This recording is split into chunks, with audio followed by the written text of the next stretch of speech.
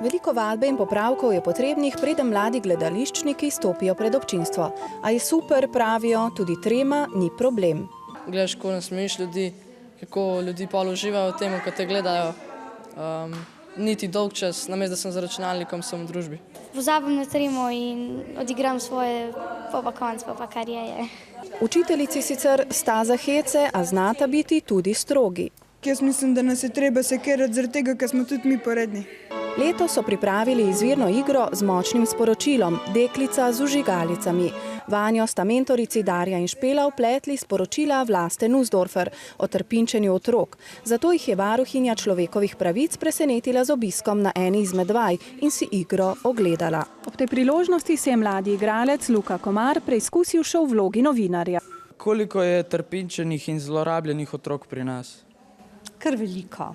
Če govorimo samo o spolnih zlorabah, jih je več kot 200 letno.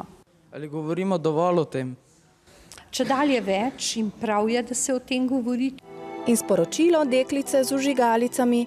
Če so otroci trpinčeni ali celo kdo za to umre, smo krivi vsi mi. Spremeniti moramo ta svet, naše odnose.